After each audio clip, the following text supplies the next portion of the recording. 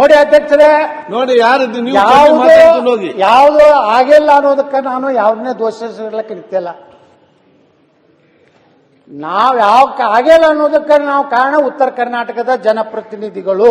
Okay, ಯಾವ ಮುಖ್ಯಮಂತ್ರಿಗಳನ್ನ ಯಾರನ್ನ ನಾವು ಮಾತಾಡೋದಿಲ್ಲ ಮುಖ್ಯಮಂತ್ರಿಗಳ ಮುಂದೆ. ಇವತ್ತೇನಾಗಿದೆ, ನಾವು ಪ್ರಧಾನಮಂತ್ರಿಗಳ ಮುಂದೆ ಹೋಗಿ ಮಾತಾಡೋದಿಲ್ಲ. ನಾವು ಕಷ್ಟ ಹೇಳ್ಕೋದಿದ್ರೆ ಪ್ರಧಾನಮಂತ್ರಿಗಳು ಅಟಲ್ ಬಿಹಾರಿ ವಾಜಪೇಯಿ ಇದ್ದಾಗ 519.6 ಆಂಧ್ರ ಪ್ರದೇಶದ ಚಂದ್ರಬಾಬು ನಾಯ್ಡು ಅವರು ಅವತ್ತು ಮುಖ್ಯಮಂತ್ರಿ ಇದ್ರು. ಪ್ರಧಾನಮಂತ್ರಿಗಳ ಬಳಿ ಸುಮಾರು 28-29 ತೆಲುಗು ದೇಶಮದ ಎಂಪಿಗಳನ್ನು ಹೋಗಿ ಕೂತರು, ಮನವಿ ಕೊಟ್ಟರೆ ವಾಜಪೇಯಿ ಅವರಿಗೆ. ಯಾಕೆ ಅವ್ರನ್ನ ನೆನೆಸ್ತೀನಿ ಅಂದ್ರೆ ಇವತ್ತು ಅಟಲ್ ಬಿಹಾರಿ ವಾಜಪೇಯಿ ಅವ್ರನ್ನ. ಅಧ್ಯಕ್ಷರೇ, ನಾನು ಬಿಜಾಪುರನಲ್ಲಿದ್ದೆ, ನಾನು ಲೋಕಸಭಾ ಸದಸ್ಯ ಇದ್ದೆ. ಪತ್ರಕರ್ತರು ಬಂದು ಕೇಳಿದ್ರು, ಇವತ್ತು ಚಂದ್ರಬಾಬು ನಾಯ್ಡು ಅವರು ಭಾರತದ ಪ್ರಧಾನಮಂತ್ರಿ ಅಟಲ್ ಬಿಹಾರಿ ವಾಜಪೇಯಿ ಭೇಟಿಯಾಗಿದ್ದಾರೆ. 515ಕ್ಕಿಂತ ಹೆಚ್ಚಿಗೆ ಎತ್ತರಕ್ಕೆ ಅವಕಾಶ ಕೊಡಬಾರದು. ಒಂದು ವೇಳೆ ಕೊಟ್ರೆ ತೆಲುಗು ದೇಶಂ ತನ್ನ ಪಾರ್ಟಿ ಬೆಂಬಲವನ್ನು ವಾಪಸ್ ತಗೋತೇನೋ ಅಂತ ಒಂದು ಎಚ್ಚರಿಕೆಯನ್ನು ಕೊಟ್ಟಿದ್ದಾರೆ ಅಂತ ಹೇಳಿದ್ರು. ಅವಾಗ ನಾವೊಬ್ಬ ಲೋಕಸಭಾ ಸದಸ್ಯನಾಗಿ ನಾನು ಏನೋ ಬೇರೆ ಹಾದಿ ಹಿಡಿದು ಬಚಾವಾಗಲಿಕ್ಕೆ ಪ್ರಯತ್ನ ಮಾಡಬಹುದಾಗಿತ್ತು.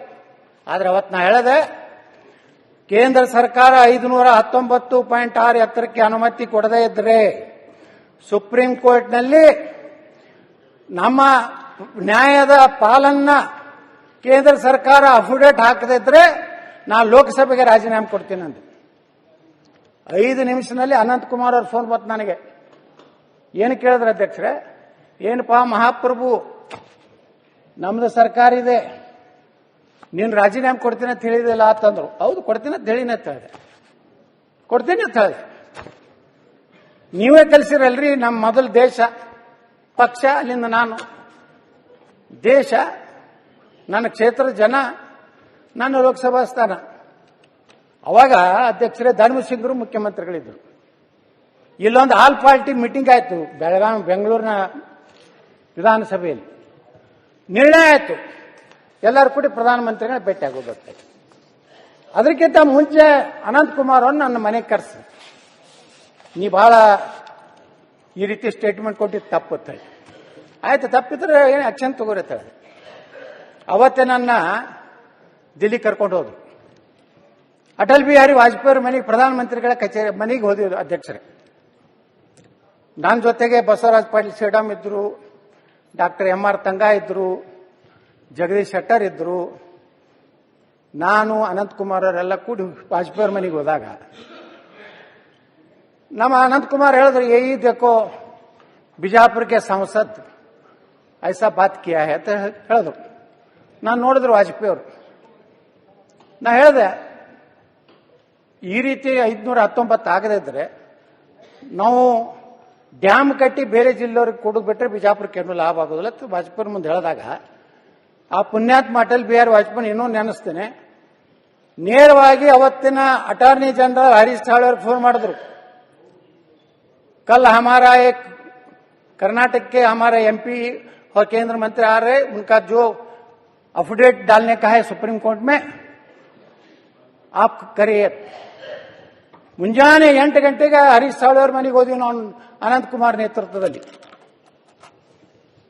ಅವ್ರ ಮನೆಗೆ ಹೋದಿವಿ, ಟಿಫಿನ್ ಮಾಡಿದೀವಿ. ಒಂದೇ ಮಾತಾಡಿದ್ರು ಹರೀಶ್ ಸಾಳ್ವೆ, कल हम अटल जी ने बोला है आज सुप्रीम कोर्ट में आलमट्टी डैम का 519.6 519.6 ಅಫಿಡೇಟ್ डाल देंगे. ಅವ್ರಿಗೆ ಧಮಕಿ ಬಂದಿದ್ರ ಬಗ್ಗೆ ವಾಜಪೇಯಿ ನಮ್ಮ ಮುಂದೆ ಏನು ಹೇಳ್ತಾರೆ ಅಧ್ಯಕ್ಷರೇ, ನನ್ನ ಸ್ವಾರ್ಥಕ್ಕಾಗಿ, ನನ್ನ ಪ್ರಧಾನಮಂತ್ರಿ ಕುರ್ಚಿಗಾಗಿ ಕರ್ನಾಟಕಕ್ಕೆ ನಾನು ಬಲಿಕೊಳ್ಳಿಕ್ಕೆ ಸಾಧ್ಯ ಇಲ್ಲ ಅನ್ನುವಂಥ ಮಾತನ್ನು ಅಟಲ್ ಬಿಹಾರಿ ವಾಜಪೇಯಿ ಅವತ್ತು ಹೇಳಿದ್ರು. ಮುಂದೆ 6 ತಿಂಗಳಾಗ ನಾನು ಏನು ಉಚ್ಚಾಟನೆ ಮಾಡ್ಬೇಕಂತಿದ್ರಲ್ಲ ಅಧ್ಯಕ್ಷರೇ, ನಾ ಕೇಂದ್ರ ಮಂತ್ರಿಯಾಗಿ ಅಟಲ್ ಬಿಹಾರಿ ವಾಜಪೇಯಿ ಸರ್ಕಾರದಲ್ಲಿ ಕೆಲಸ ಮಾಡುವಂತ ಅವಕಾಶ ಕೊಟ್ಟರು.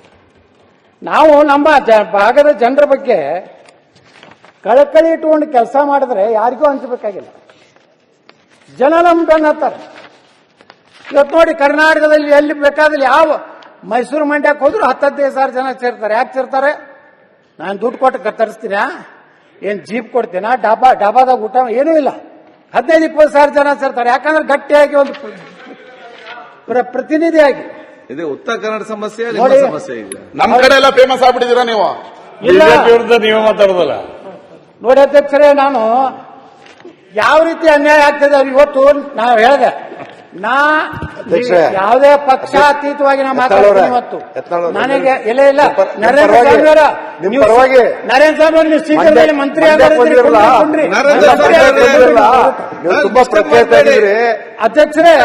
ಬಿಜಾಪುರದಲ್ಲಿದೆ ಬಂದ್ರೆ ಕಿತ್ನಾಳು ನೋಡ್ರಿ ಅಧ್ಯಕ್ಷರೇ, ನಮ್ಮ ಸರ್ಕಾರ ಇದ್ದಾಗಿಂದ ಒಂದು ಅನ್ಯಾಯ ಹೆಂಗ ರಾಜೀವ್ ಕಾಗೆ ಅವ್ರು ಹೇಳಿದ್ರಲ್ಲ, ನೀವು ಕಂಟಿನ್ಯೂ ಮಾಡಿ. ಅವ್ರು ಯಾಕೆ ಡಿಸ್ಟರ್ಬ್ ಆಗ್ತೀರಿ?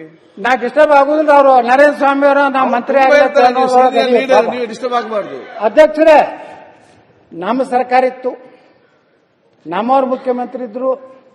2 ವಿಮಾನ ನಿಲ್ದಾಣಗಳು ಒಂದೇ ಬಜೆಟ್ನಲ್ಲಿ ಅನೌನ್ಸ್ ಆದವು, ಶಿವಮೊಗ್ಗ ಮತ್ತು ವಿಜಯಪುರ.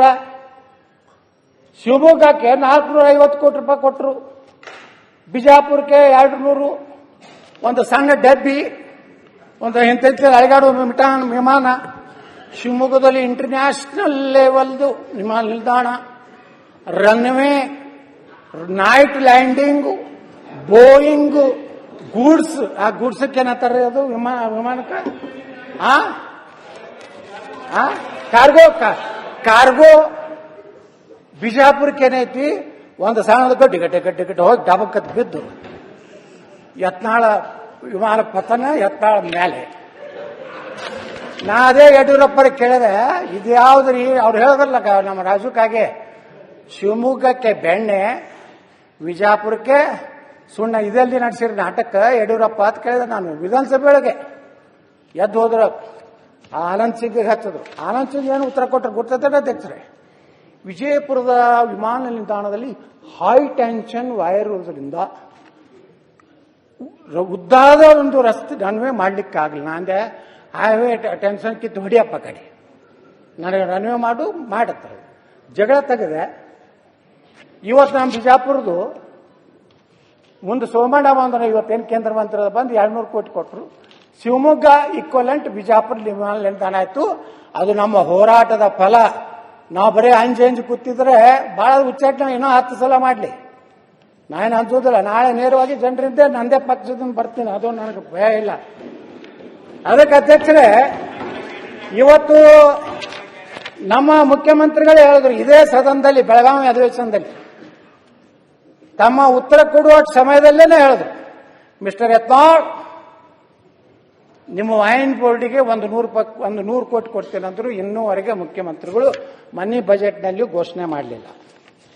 ಇದಕ್ಕೆ ಅನೇಕ ಕಚೇರಿಗಳು ಇವತ್ತು ನೋಡ್ರಿ ಅಧ್ಯಕ್ಷರೇ, ಇವತ್ತು ಕೃಷ್ಣ ಭಾಗ್ಯ ಲಿಂಗಮದ ಆಫೀಸು ನಮ್ಮ ಅಧಿಕಾರಿಗಳಿಗೆ ಬೆಂಗಳೂರು ಬಿಟ್ಟು ಬರುವಂತದ್ದು ಇನ್ನೂ ಇದು ಮೂಡಿಲ್ಲ. ಆಲ್ಮಟ್ಟಿಗೆ ಹೆಂಗ್ ಬರೋದು ಒಂದು ಹಳ್ಳಿಗೆ? ಇಲ್ಲಿ ಕಮಿಷನರ್ ಆಫೀಸ್ ಇದೆ ಶುಗರ್ದು, ಅದು ಬೆಂಗಳೂರಿನಾಗೆ ಇರ್ತಾರ ಅವ್ರು. ನೀವು ಯಾವ್ಯಾವ ಶಿಫ್ಟ್ ಮಾಡಿ ಅಂತ ಹೇಳ್ತಿರಲ್ಲ, ಏನೋ ಒಬ್ರು ಹೇಳಿದ್ರೆ ಯಾರೋ 17-18 ಕಚೇರಿಗಳು ಇವತ್ತ